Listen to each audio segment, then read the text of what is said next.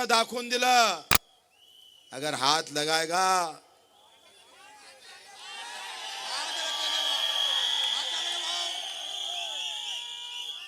बाकी आपने बोल दिया है।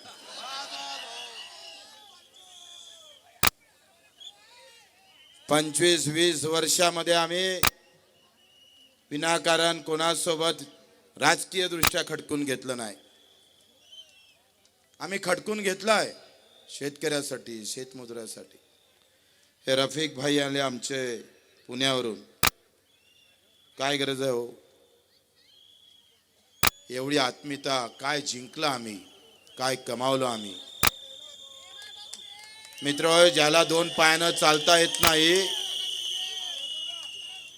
तो माणूस पुण्याहून येऊन आमच्या विजयासाठी मेहनत करतं, हे कमावलं आम्ही, हे कमावलं।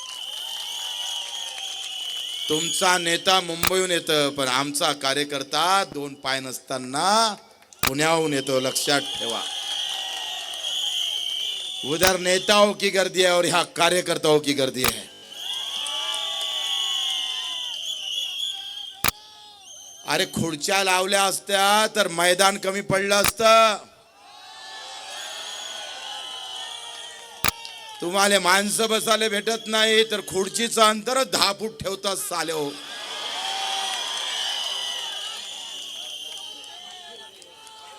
हे गर्दी काय आपण पाहतो, एवढ्या उन्हात तानात हाय कुठे थांबणारा कार्यकर्ता तुमच्याकडे? नैनानं सांगितलं,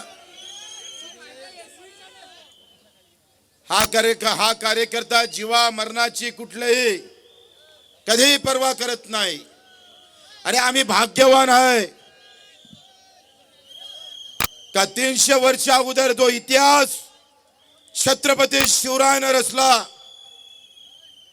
बाजी प्रभू जेथपर्यंत विशालगडावर जात नाही तोपर्यंत दोन्ही हात तुटल्यावर छातीवर घेऊन वार घेऊन लढला। हा आमचा कार्यकर्ता आहे। हा जातीपाती धर्माचे बंधन तोडून माझ्या कष्टकरी, कामकरी, शेतकरी, शेतमजुरासाठी जो वंचित आहे, जो कष्ट करता, तो मुसलमान असू दे, हिंदू असू दे, तेली असू दे, माडी असू दे, पाटील असू दे, धनगर असू दे, भोई असू दे, हे जाती कधी डोक्यात न ठेवता लढल्याशिवाय राहणार नाही, हा आत्मविश्वास आम्हाला आहे। ज्या पूज्य बाबासाहेब आंबेडकरांनी एक एक शब्द माझ्या सामान्य माणसाचे दुःख त्या संविधान मध्ये लिहून आजही तुमचं अस्तित्व कायम ठेवलं, त्या बाबासाहेबांचा त्याग आमच्या कार्यकर्त्याच्या डोक्यात आहे।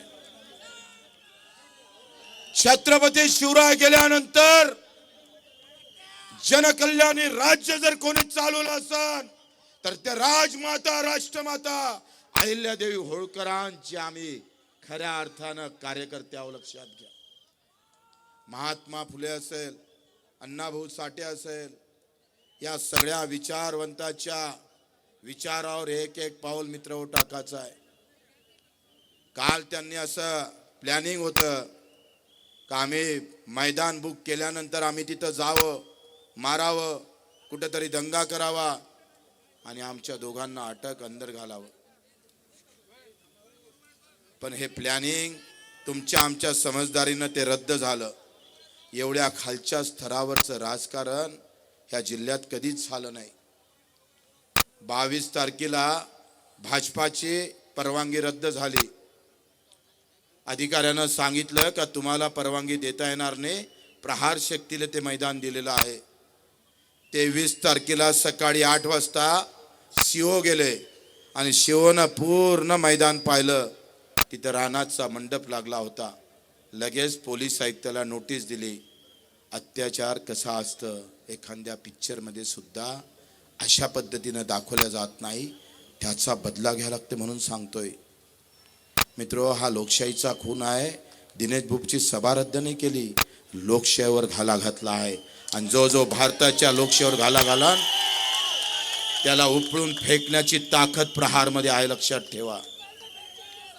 23 तारखेला अधिकारी गेला, अधिकाऱ्यानं पोलीस आयुक्ताला पत्र दिलं का तो रानाचा मंडप काढून टाका, कारण प्रहारला 23 आणि 24 मैदान दिलेलं आहे.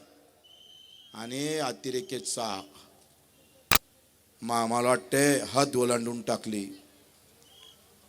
23 तारखेला सकाळी मंडप काढा म्हणतं रानाचा, आणि 23 तारखेला रात्री 7 वाजता आमची परवानगी नाकारतं, आणि ज्याला नाकारली त्या बीजेपीला हे मैदान देतं. मित्र हो, हा इतका लहान विषय नाही आहे, हा एवढा सोपा विषय नाही आहे. अमितजी शहाना माहित आहे का मला माहित नाही, पण राणा भाजपची संस्कृती विसरून भाजपलाच बेकार करण्याचं काम करत आहे, लक्षात घ्या.